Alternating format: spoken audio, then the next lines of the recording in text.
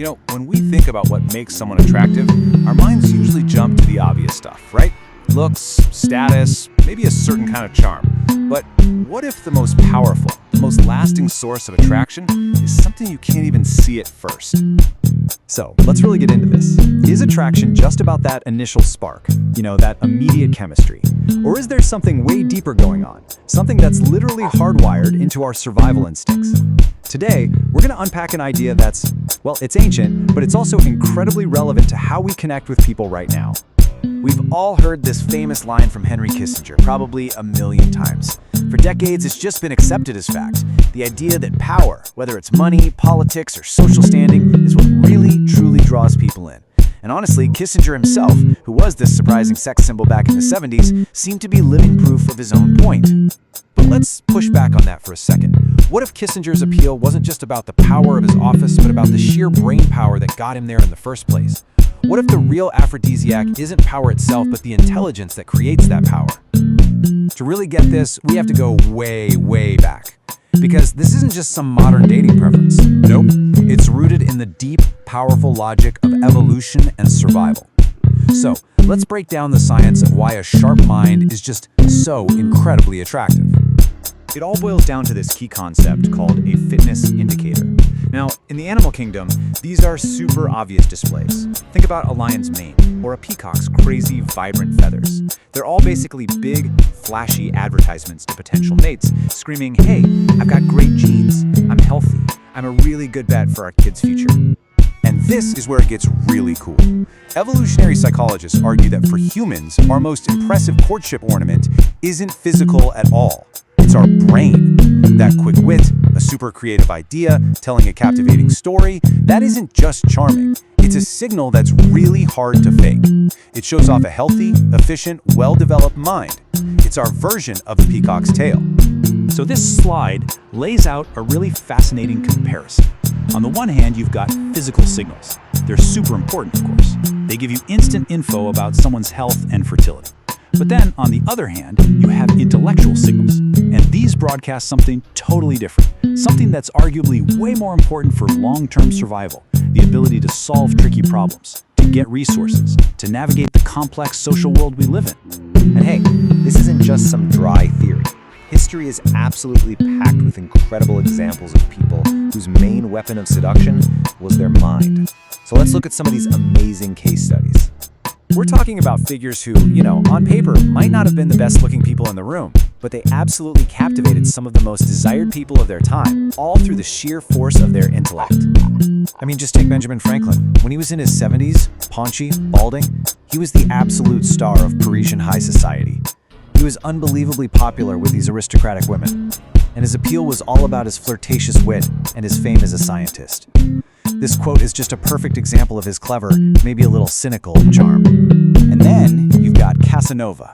His name is basically a synonym for womanizer, but that's a total misunderstanding of who he was.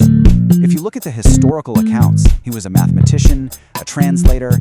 He wasn't just collecting conquests. He was actually looking for an intellectual connection, using his incredible gift for storytelling to create a deep mental bond first.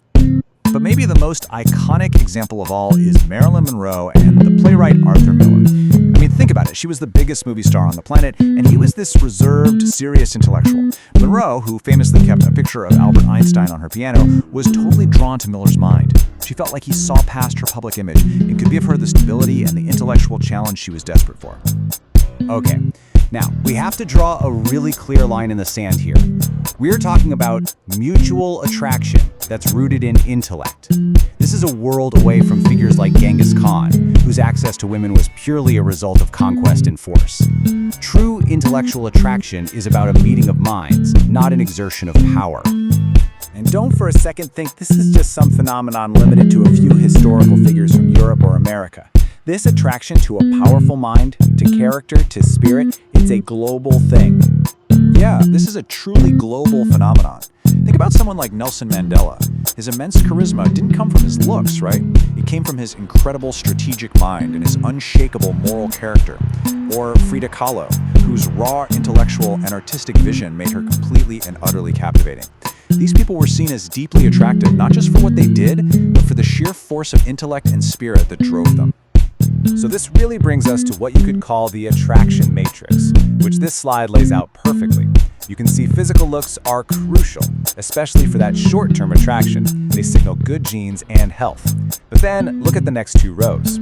When it comes to a lasting partnership, intellect and kindness become absolutely essential. They signal long-term value, resourcefulness, trustworthiness, and all the qualities of a good parent and a supportive partner. And you know what? In our modern vocabulary, we actually have a word for this now, sapiosexual. It describes someone who is primarily, genuinely turned on by intelligence. It's a new word, but it just formalizes an idea that's been a part of human attraction for thousands of years.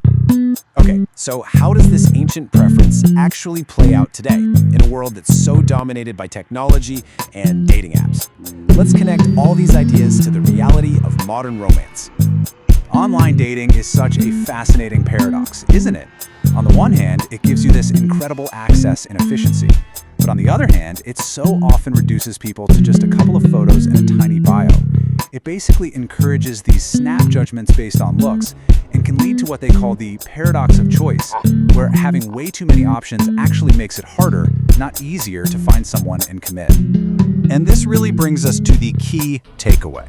While the tools we use to meet people have changed like crazy, the underlying psychology of what we are truly looking for in a long-term partner, that hasn't changed at all.